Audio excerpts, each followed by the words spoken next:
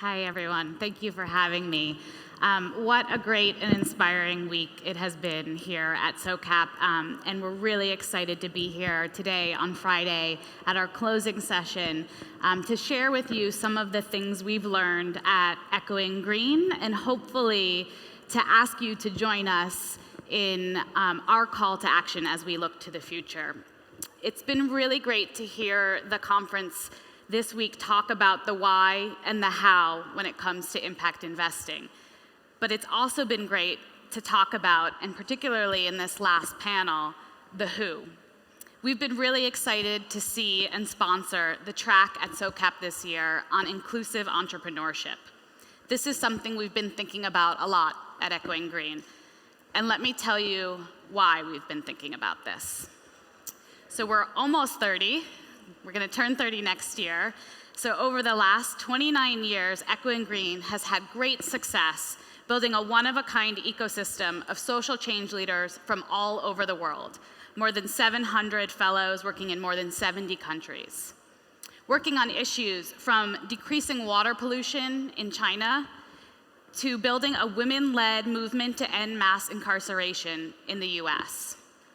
These leaders are serving their neighborhoods, cities, and countries to bring about systemic change for the better.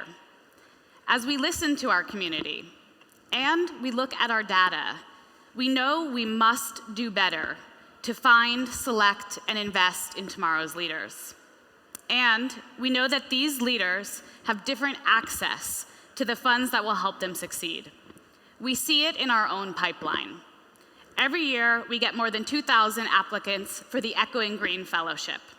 And the picture we see showcases that talent exists, but inequities persist. For example, in our 2016 fellowship applicant pool, 56% of white applicants had already raised funds, while only 36% of Black applicants had reached that same milestone. Similarly, when we compare organizations at similar stages of development, male-led organizations raised double what their female counterparts raised. I cite these stats not simply to conjure a moral obligation to meet quotas or other superficial measures of diversity. Beyond posturing, by creating false pipelines, we are creating and reinforcing a solutions gap, leaving markets untapped and limiting innovation. To be sure, inequality is nothing new and often reinforced by structures seemingly out of control. But when we seek to understand the ways in which we reinforce barriers, we can create some control. We know that those closest to the problems are often closest to the solutions. And they're not hiding, but there are barriers created from our vantage points that can make these leaders harder to see. That is a problem we can own. Part of owning that problem at Echoing Green is making our fellow selection process more inclusive. We have flipped our framework by asking ourselves, what would our evaluation look like if we thought about going to the talent rather than asking them to fit a mold? In part, this means examining and creating new partnerships, understanding what our application questions are really getting at, and changing the evaluation process itself to reduce room for unconscious bias. Steps like these are a beginning. However, we know the systems, structures, and networks unto which we unleash these leaders still have entrenched biases. While we support our fellows, it's not enough. If the gates that will help these leaders get to the next level, behind which lie more networks, more funds, and other social capital, won't open.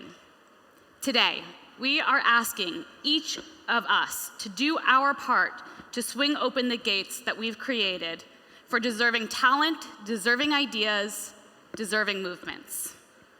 As funders, investors, and talent spotters, you have the power to thrust those gates open. Adjust your framework and ask, who are we not talking to and why? Look for ways to start those conversations and then go and do it. As I leave you today, I want to suggest 3 tangible ways to adjust the framework. 1, deeply examine what you mean when you say someone is investment ready. What you choose to measure will become what you focus on.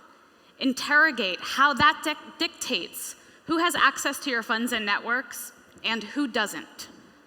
2nd, get out of your comfort zone. Don't pull from the same cascading networks and move away from backdoor investments that lock so many people out. And 3rd, change happens from within. It's not just who we are funding or who we are allowing into our networks. It's committing to being more inclusive as institutions, thinking about who you work with and how you hire. The good news is that the conversations we had this week are a great start. For a long time, within these walls and well beyond, people and organizations have been thinking about how to swing open the gates of opportunity, from schools, vocations, whole industries, you name it. Take the activation of this week and commit to applying it. Understand that the talent, potential, and opportunity is all around us. Instead of asking it to come to us, it's time we figure out how to go to it. Thank you very much.